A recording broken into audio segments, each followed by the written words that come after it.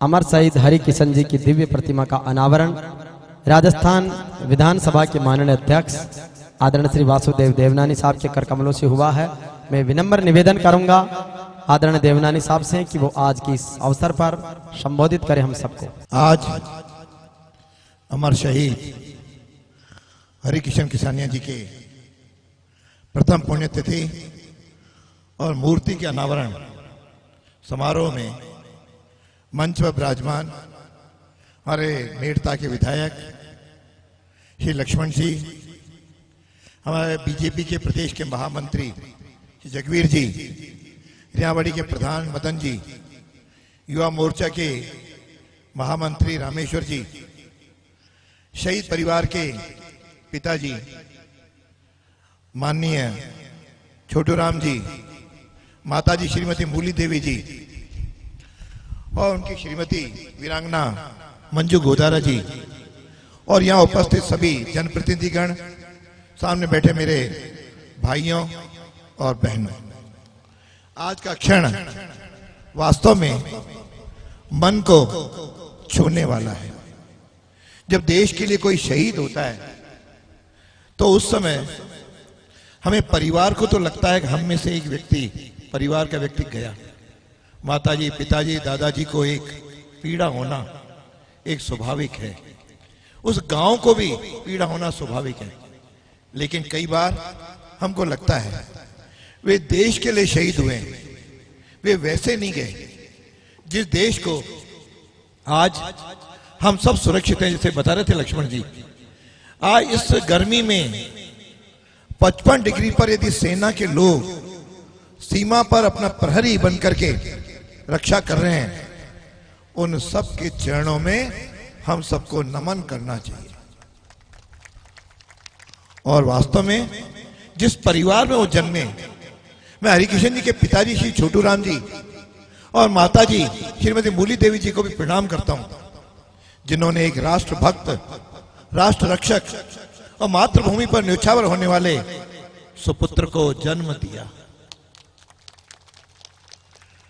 जब उन्होंने 18 दिसंबर 2017 को 67वीं आर्म कोर में भर्ती हुए, सबको उम्मीद रही होगी कि वहां गए और देश सेवा के लिए गए। हमने उनको विदा भी किया होगा गर्व के साथ, लेकिन शायद ईश्वर को कुछ और मंजूर था।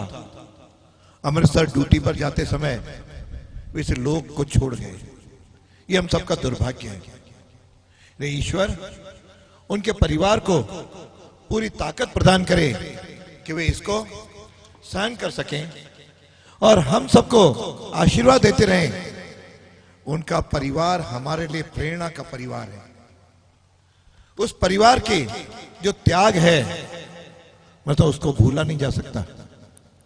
20 जुलाई 1998 को जब जन्म हुआ, माताजी पिताजी ने बड़ी आशाएं जगाई होंगी कि बालक बड़ा होकर के परिवार का भी नाम रोशन करेगा और हमारे आगे आएगा। लेकिन शायद विधि को यह मंजूर था कि 28 मई 2023 को आप शहीद हो गए। और आज तो दो और महापुरुषों का, इनकी उम्र केवल 25 वर्ष रही। अपने को ध्यान होगा, शहीद भगत सिंह की भी उम्र 25 वर्ष थी। ये कहीं शहीद अमर भगत सिंह से कम नहीं है। इनकी शहादत भी पूरी तरह वैसी की वैसी शहादत है। और आज एक और महापुरुष का जन्मदिन है, वीर सावरकर, जिन्होंने, उनको 2 जन्मों का कारावास मिला। अंडमान निकोबार में बहुत देश के लिए उन्होंने तकलीफें सही।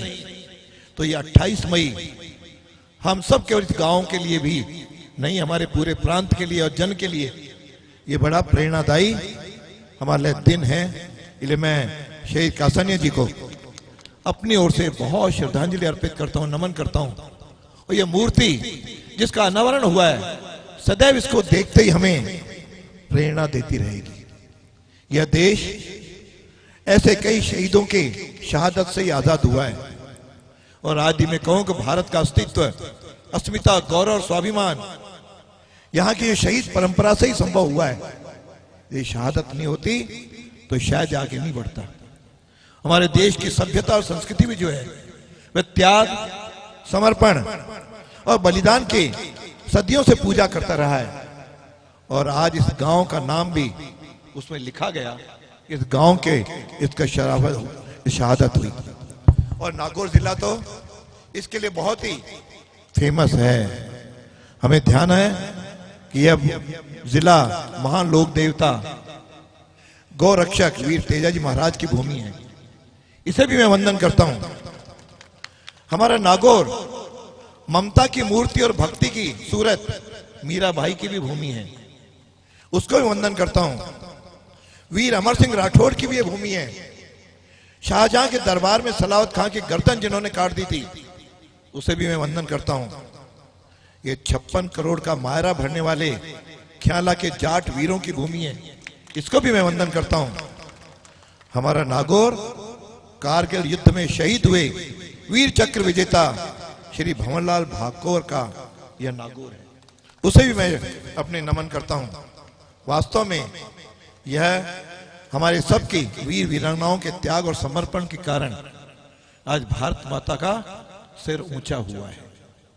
हमारी संस्कृति और कैर सांगरी की भूमि नागौर हम सबके लिए वंदनीय है, पूजनीय है।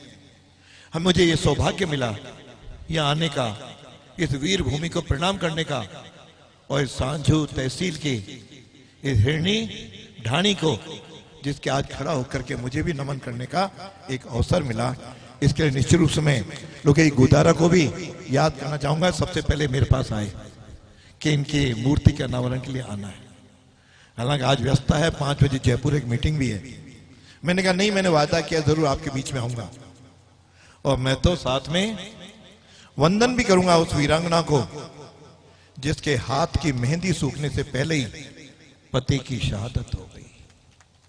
वास्तव में ये परिवार और लोग हमारे लिए प्रेरणा के स्रोत रहेंगे।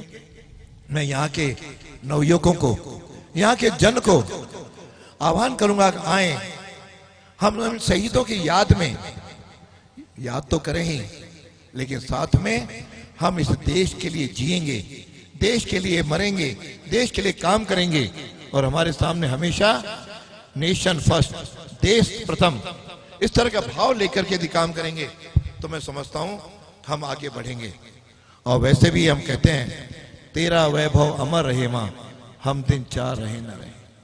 ये उद्घोष हम सबकी जबान पर रहता है। हम सब लोग उसको भारत माता के ताज में, जो एक कोहिनूर है हर हिंदुस्तानी, और आज हमारे यहाँ का हरि किशन किसानिया भी उनके इस ताज में एक कोहिनूर है जो सदैव चमकता हुआ रहेगा। ऐसे समय याद आता है इस देश में शहीदों की चिताओं पर लगेंगे हर वर्ष मेले, वतन पर मिटने वालों का यही बाकी निशा होगा। इस प्रकार का एक भाव लेकर के हम करें। आज जो एक गरिमामय भव्य आयोजन किया है, वास्तव में ऐसे कार्यक्रम शहीदों को श्रद्धांजलि देने, स्मरण करने, उनका अनुकरण करने के अनूठा आयोजन है। यहाँ पे वीर वीरांगनाएं भी आई हैं। इनकी 67 जो कोर यहाँ पे बटालियन है, उनके भी लोग आए हैं, उनके भी मित्र हैं, उनके बटालियन से आए, उनका भी मैं यहाँ पे स्वागत करता हूँ, उनका भी स्मरण करता हूँ।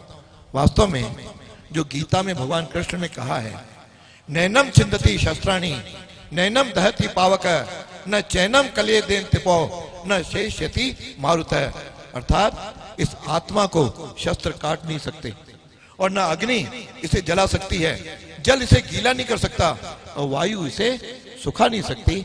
ऐसे हरि किशन जी की आत्मा आज भी अमर है, हमारे बीच में है। हम सदैव इनको स्मरण करते रहेंगे। एक बार पुनः हरि किशन किसनिया जी अमर रहे। जरा आवाज नहीं आई, इतने सारे लोग बैठे हैं, कोई भी वंचित न रहे। श्री हरि किशन जी किसानिया अमर रहे, श्री किसानिया जी अमर रहे। भारत माता की, भारत माता की। धन्यवाद। जय हिंद, जय